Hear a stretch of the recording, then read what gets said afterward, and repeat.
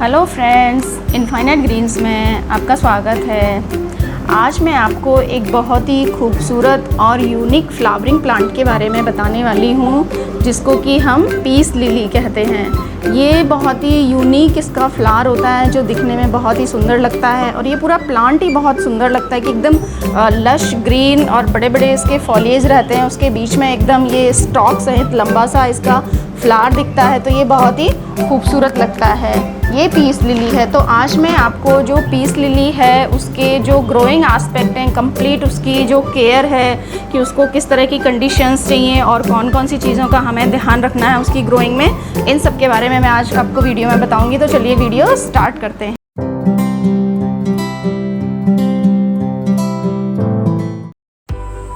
ये जो peace lily है ये बहुत ही अच्छा एक इंडोर फ्लावरिंग प्लांट है। अगर आप इंडोर प्लांट के शौकीन हैं और आपको फ्लावरिंग प्लांट को ही ग्रो करना है तो ये आपके लिए एक बेस्ट चॉइस है। आप इसको ऐसी जगह पे प्लेस कर दें अपने लिविंग एरिया में या ड्राइंग रूम में या कहीं भी ऑफिस में, कहीं भी आप इसको ग्रो कर सकते हैं, बस जहाँ पर थोड़ी सी इनडायरेक्ट ब्राइट लाइट इसको मिलती रहे। बाकी ये बहुत अच्छे से ग्रो करता है। तो जो ये पीस लिली है इसको स्पेथीफाइलम भी कहते हैं। इसका जो ये फ्लावर है, देखिए कितना खूबसूरत यूनिक फ्लावर ये लगता है, एकदम वाइट कलर का रहता है। इसमें बीच में जो आपको ये स्ट्रक्चर दिख रही है इसका स्पेडिक्स है, और ये जो वाइट कलर का इसको कवर किए हुआ है ये स्पेथ इसको कहते हैं। ये लीफ का मॉडिफिकेशन है एक्चुअली। ये इसका वाइट ये फ्लावर नहीं है, फ्लावर इसमें ये स्पेडिक्स के ऊपर लगे होते हैं छोटे छोटे। ये लीफ का मॉडिफिकेशन है जिसको स्पेथ कहते हैं, इसलिए इसका नाम भी स्पेथीफाइलम पड़ा है। ये जो पीस लिली जो होता है प्लांट, ये वार्म ह्यूमिड क्लाइमेट इसको पसंद होता है। मतलब जो इन्वायरमेंट है उसमें थोड़ी सी वार्मथ हो, थोड़ी सी गर्माइश हो, प्लस वो ह्यूमिड भी होना चाहिए, क्योंकि ये जो प्लांट होते हैं ये ट्रॉपिकल फॉरेस्ट के प्लांट होते हैं जहाँ पे बहुत घने जंगल रहते हैं और उनके नीचे ये ग्रो करते हैं। और जहाँ पर उन पेड़ों से जो सनलाइट है वो छन छन कर धूप आती है तो हल्की सी इनको गर्माइश भी मिलती रहती है, पर इतना घना जंगल होता है वहाँ पे, फिर ह्यूमिडिटी भी बहुत ज़्यादा रहती है, तो इस तरह का एनवायरनमेंट इनको पसंद होता है। तो चलिए बात करते हैं इसके सारे ग्रोइंग एस्पेक्ट के बारे में। तो सबसे पहले बात करते हैं कि इसको पॉट हमें कैसा लेना है इसको ग्रो करने के लिए।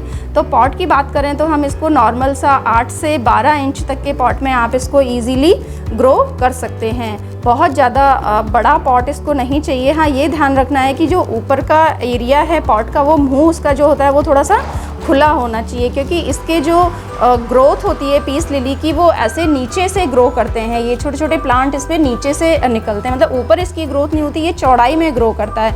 इस तरीके से देख रहे होंगे आप, ये पॉट पूरा भरा हुआ है तो नीचे से ये ग्रो करता है इस तरीके से। तो आपको चौड़ा जिसका मुंह हो थोड़ा सा पॉट, इस तरीके का पॉट इसके लिए लेना है। पॉट के बाद हम बात करते हैं कि इसके लिए सॉइल कैसा चाहिए, मतलब मीडिया। तो क्योंकि ये फॉरेस्ट में ग्रो करता है जहाँ पर आप देखते हैं कि बहुत घने जंगल होते हैं, उनकी पत्तियाँ वगैरह गिरती रहती हैं वहाँ पर, और उन्हीं पत्तियों से ह्यूमस प्रिपेयर होता है, ऑर्गेनिक मैटर वहाँ पे बहुत सारा इकट्ठा रहता है। तो वैसी रिच प्लेस पे जहाँ पे ऑर्गेनिक मैटर बहुत रहता है वहाँ पर ये बहुत अच्छे से ग्रो करते हैं। तो उसी तरीके का सॉइल मिक्स हमें इनके लिए प्रिपेयर करना है। तो पहली बात तो ध्यान में रखनी है कि जो सॉइल मिक्स है वो बहुत ज़्यादा वेल ड्रेन्ड होना चाहिए, मतलब जिसमें हम पानी डालें तो पानी बाहर निकल जाए, मतलब जो ड्रेनेज होल है उससे निकल जाए। बस जो इसका मीडिया है उसमें मॉइस्चर रहे, पानी मतलब रुका नहीं रहे। तो इस तरह का हमें बनाना है। तो इसके लिए हमें इसमें आप कई तरीके से बना सकते हैं इसका सॉइल मिक्स। आप एक हिस्सा मिट्टी ले लें, एक हिस्सा खाद ले लें, और एक हिस्सा आप इसमें सैंड मिला के भी इसका बना सकते हैं। प्लस इसमें आप कोकोपीट भी ऐड कर सकते हैं। और जैसा मैं प्रिपेयर करती हूँ तो इसमें जो थोड़ा सा, जैसे मैं 40% जैसे मैंने सॉइल लिया, 30% मैंने इसमें कंपोस्ट लिया है, और 20% राइस हस्क प्लस 10% कोकोपीट और 10% मैंने इसमें सैंड मिक्स किया है। तो अगर आपके पास राइस हस्क और कोकोपीट अवेलेबल नहीं है तो आप सिर्फ सॉइल, सैंड और कंपोस्ट से भी इसका सॉइल मिक्स बना सकते हैं। और थोड़ा सा उसमें फंजीसाइड मिला दें आप, जिससे फंगस की प्रॉब्लम ना हो, और थोड़ा सा बोन मील, 1 मुट्ठी बोन मील आप इसमें मिलाकर, और थोड़ा सा जो ये अपना सीवीड ग्रेन्यूल्स होते हैं वो भी आप इसमें मिक्स कर सकते हैं जब आप इसका मीडिया प्रिपेयर कर रहे हैं। तो इस तरीके से एक ऑर्गेनिक मैटर रिच मीडिया इसका तैयार हो जाता है। तो इसके बाद सॉइल मिक्स हमने इसके लिए प्रिपेयर कर लिया। उसके बाद बात आती है कि इसकी लोकेशन जो सबसे ज़्यादा इम्पॉर्टेंट है कि हमें इसको कहाँ पर प्लेस करना है। तो इसको क्योंकि डायरेक्ट लाइट पसंद नहीं है, बहुत ज़्यादा तेज़ धूप इस पौधे को नहीं चाहिए होती है, ये इनडायरेक्ट लाइट में अच्छे से ग्रो करता है। तो हमें ऐसी जगह पे इसको प्लेस करना है जहाँ पर कि छन कर धूप आती हो, मतलब एकदम सीधी धूप इसके ऊपर नहीं पड़ती हो। या फिर आप ऐसी जगह पे प्लेस कर सकते हैं जहाँ पर सुबह की 1-8 घंटे की डायरेक्ट लाइट इसको मिल जाए और उसके बाद सिर्फ वहाँ पर रोशनी इसके ऊपर पड़ती हो, मतलब उजाला जिसको कहते हैं, वो लाइट इसको मिलती रहे। तो ये बहुत अच्छे से ग्रो करता है। तो ना तो इसको बहुत ज़्यादा तेज़ सनलाइट में रखना है हमें, और ना ही हमें इसको एकदम डैम्प कि भाई इसको कम सनलाइट चाहिए तो आप एकदम ऐसी जगह पे रख दें जहाँ पर बिल्कुल भी इसको लाइट नहीं मिलती हो, तो ऐसी जगह पर भी इसको ग्रो नहीं करना है। तो लोकेशन का हमें ध्यान रखना है, क्योंकि ये मैंने आपको बताया जैसा कि ये फॉरेस्ट जो ट्रॉपिकल फॉरेस्ट होते हैं, रेन फॉरेस्ट, उनका पौधा है, तो वहाँ पर एकदम डेपल्ड सनलाइट जो होती है, पौधों से छन छन कर रोशनी इनको मिलती है। तो उस तरह की कंडीशन अगर हम इसको प्रोवाइड करेंगे तो इसकी ग्रोथ बहुत अच्छी होगी। तो इस तरीके से लोकेशन का हमें ध्यान रखना है इसका।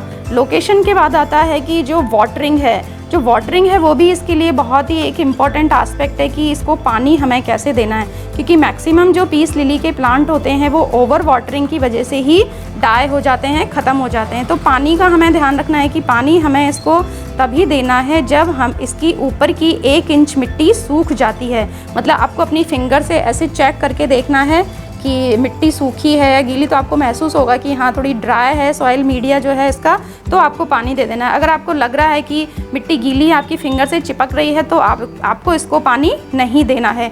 कई लोग ऐसा करते हैं कि जैसे इस प्लांट में ऐसा होता है कि जब इसको पानी की कमी होती है कि भाई आपने पानी नहीं दिया, तो इसकी जो लीव्स है नीचे की तरफ ड्रूप हो जाती है, मतलब ऐसे नीचे लटक जाती हैं। तो ये इंडिकेशन है इस पौधे का कि इसको पानी की ज़रूरत है। लेकिन हमेशा आपको ऐसा नहीं करना है कि आप अपने पौधे में वेट ही करें कि हाँ इसकी पत्तियाँ नीचे ड्रूप होंगी तब हम इसको पानी देंगे, ऐसा नहीं है। क्योंकि अगर आप बार बार ऐसा करेंगे तो आपका प्लांट परमानेंट स्ट्रेस में भी जा सकता है। क्योंकि क्या होता है कि प्लांट अपनी पत्तियां तब ड्रूप करता है जब उसको बहुत ज़्यादा कमी हो जाती है। मतलब इसका पत्तियां उसने ड्रूप की हैं, इसका मतलब ये है कि इस समय से पहले थोड़ा उसको पानी चाहिए था, अभी तो आपका प्लांट स्ट्रेस में जा चुका है। तो और कई बार ऐसा होता है कि आप ड्रूप हो गई उसकी लीव्स और आपको ध्यान ही नहीं है कि हमारे प्लांट की पत्तियों में विल्टिंग हो गई है, तो आप पानी देना भूल जाते हैं, तो वो फिर और ज़्यादा लंबे टाइम के लिए स्ट्रेस में चला जाता है और फिर आपका प्लांट अल्टीमेटली डाई ही होता है।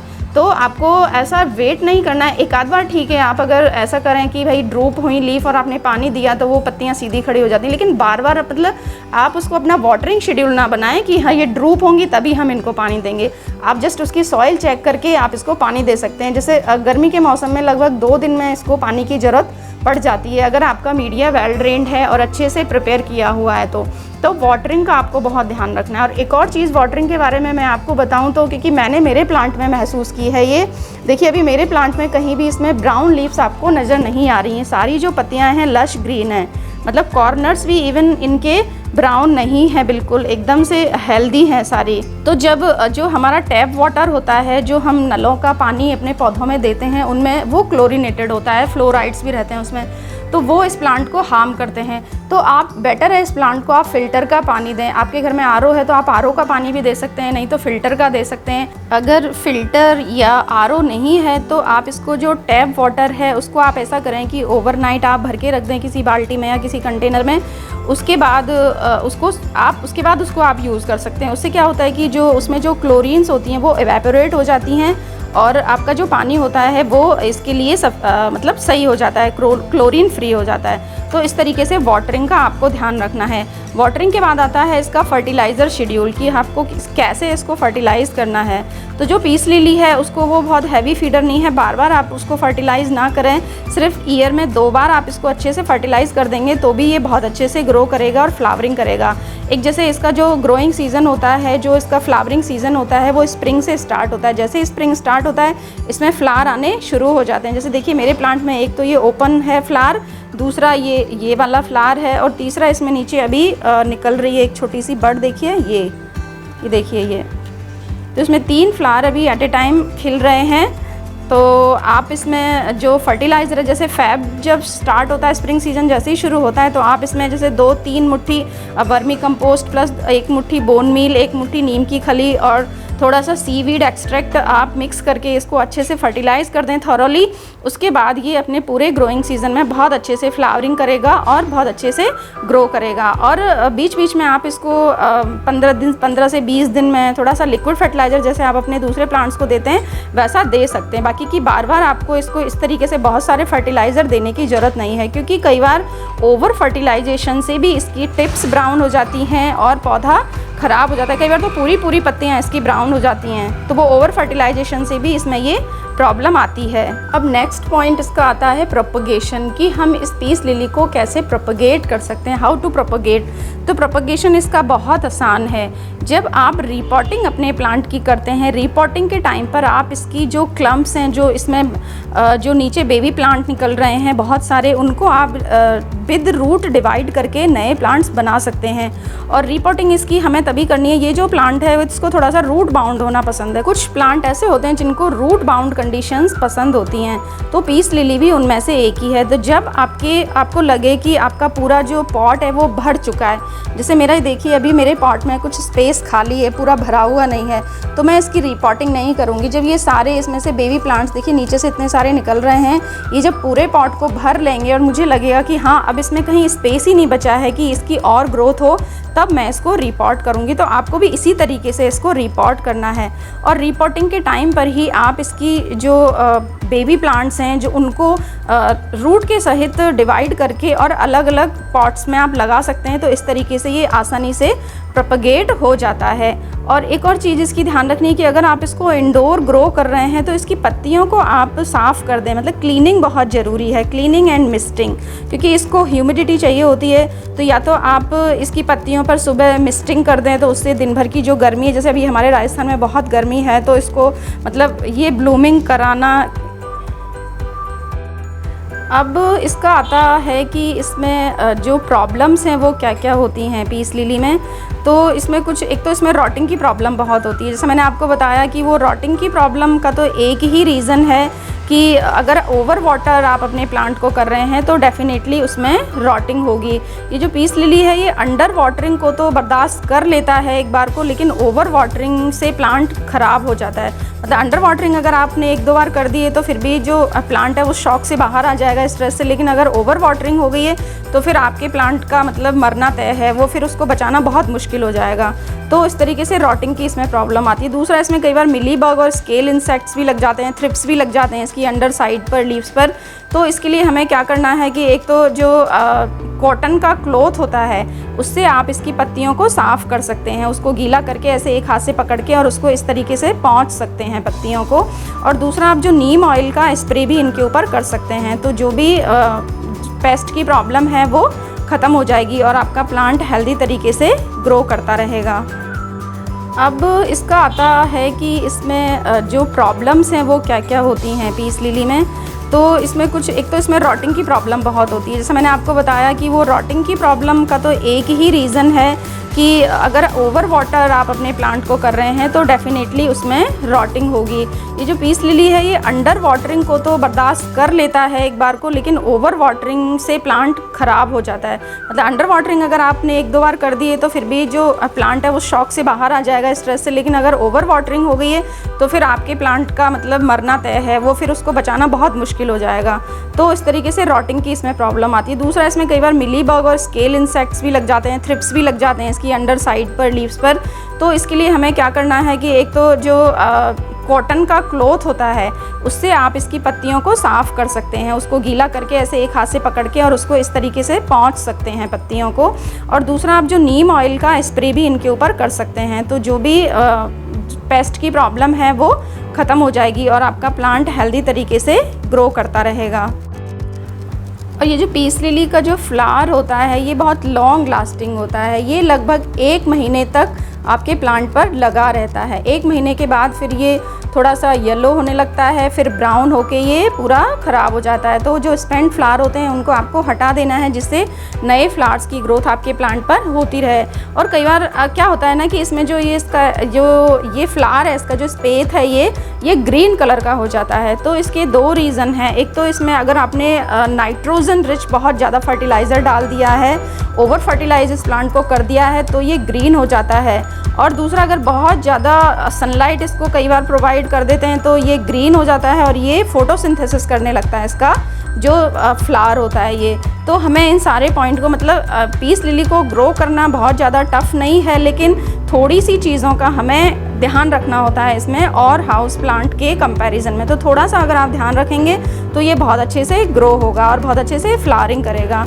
तो फ्रेंड्स, मेरा ये वीडियो आपको कैसा लगा, जानकारी मैंने सारी जो पीस लिली के बारे में आपको दी, ये कैसी लगी, तो आप ये कमेंट करके मुझे बताएं। और मेरे वीडियो को लाइक एंड शेयर करें और चैनल को तो सब्सक्राइब कर ही लें, बेल आइकन प्रेस करें, जिससे जो आने वाले नोटिफिकेशंस हैं वो आपको मिलते रहें मेरी वीडियोज़ के। Thanks for watching. Happy gardening.